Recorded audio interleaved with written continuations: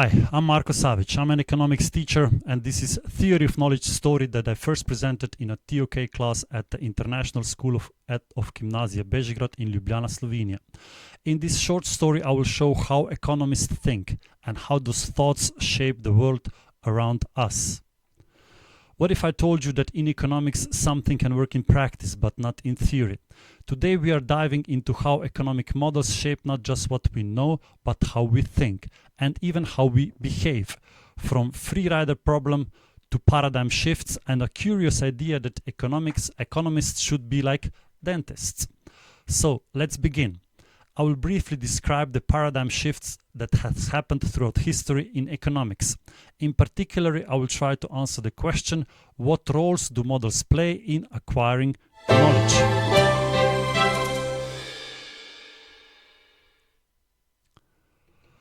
I want to begin with a quick joke. Well, it's a more of a realistic quote, but economists think it's hilarious. So, someone says, this policy seems to work in practice, and the economist replies, yes, but does it work in theory?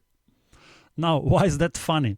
Because it shows how deeply committed economists are to their models, sometimes even more so than to reality itself. And I don't think I'm exaggerating a single bit. In economics, models are like maps. They are necessary to simplify reality so we can better understand how things work, how people behave, how markets function, or how governments might influence economic outcomes. But models are not neutral. They reflect the assumptions and values of the people who build them. Let's take the example of the free rider problem, a famous economic model used to explain why people might avoid contributing to public goods like clean air, national defense, or even group work. The model assumes that people act rationally by acting selfishly. And once you build a model on that assumption, you start to expect selfish behavior. Worse, you may begin to design policies that encourage it. Jonathan Aldred, in his book License to be Bad, argues that this model, originally meant to warn us, has shaped how we act. If we keep telling people that everyone will cheat if given the chance, they may start believing it and acting that way. So in this case, the model doesn't just describe reality, it starts to create it.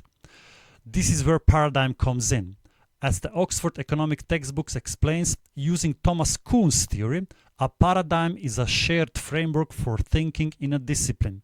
For decades, economics was based on the classical paradigm, that markets are efficient and that individuals pursuing self-interest will produce the best outcomes. But when the classical economic paradigm couldn't explain events like the Great Depression in the 1930s of the 20th century, a new paradigm, Keynesian economics, one of the rare economic perspectives named after its founder John Maynard Keynes, emerged. Paradigm shifts in economics often happen because existing models fail to explain anomalies. But as Kuhn said, these shifts are hard. People, and that goes for economists too, resist changing the models they've been trained to use. Dani Rodrik adds another critical point in his book Economic Rules. He says economics doesn't have one model, it has many. And each model is like a tool in a toolbox. The real skill is not picking the best model, but knowing which model fits which situation. That means economists must make judgments. And those are not always purely technical. They are also moral and political. In economics, models play a crucial role in generating knowledge, but they also do more than that. They influence behavior, shape policy, and reflect our values. That is why, as Joan Robinson, a friend and friendly critic of John Maynard Keynes, said, the purpose of studying economics is not to acquire a set of ready-made answers, but to learn how to avoid being deceived by economists. That might sound a bit cynical, but it's very much in the spirit of TOK. Robinson has warned us that economists who claim to be neutral technicians may be hiding their value inside their models. That's dangerous because models can carry enormous moral and political consequences, especially when they influence policy and real people's lives. In TOK, we might say, Models are tools, but also traps. The next sub-question in today's short quests of what role models play in the acquisition of knowledge, particularly in economics, I'm going to ask is, should economists be like dentists? This idea that economists should be like dentists comes from Milton Friedman, one of the most influential economists of the 20th century. He once said that economists should be like dentists, neutral, technical experts who apply knowledge to solve problems. Just as dentists doesn't make moral judgment about our teeth, and economists, in Friedman's view, should make value judgments about the economy. In Friedman's view, economists should use the most efficient model and fix what's broken. But this view was firmly rejected by John Maynard Keynes. Keynes believed that economics is not a neutral science like physics or biology. He described it as a moral science. That means that economists must use not only models, they must also choose which models are appropriate, and that requires judgment, reflection, and values. As he wrote in a letter, economics is a science of thinking in terms of models, joined by the art of choosing models which are relevant to the contemporary world. And he added, economics is essentially a moral science and not a natural science. To make this even more vivid, let me bring in another, this time contemporary economist, Kate Raworth, author of Doughnut Economics.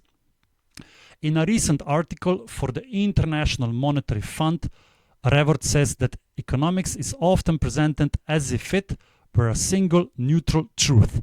In reality, what's taught in classrooms is just one contender in a decades-old boxing match over economic ideas. But here's the key point. Raworth doesn't want us to choose a side in that boxing match. She argues that both the Friedmanite and the Keynesian worldviews are still locked into the 20th century mindset. One sees the market as the solution, the other considers government intervention. But as I hope we can all imagine, neither is enough to deal with today's challenges, such as climate change, inequality, or ecological limits. So, instead of picking a winner, Raworth says, we need to step outside the ring entirely and start thinking differently about what economics is, for, and who it serves. In her words, we need a new compass for economics, one that prioritizes thriving within planetary boundaries, not just maximizing growth or efficiency. So, here's our TOK question. Should economists be neutral technicians, moral judges, or visionary designers of the future? In other words, is economics about fixing what's broken, choosing the right tools, or redefining the goal altogether? Let me know in the comments of this post or video below who thinks economists should be. First, neutral technicians, second, moral judges, or third, visionary designers of the future.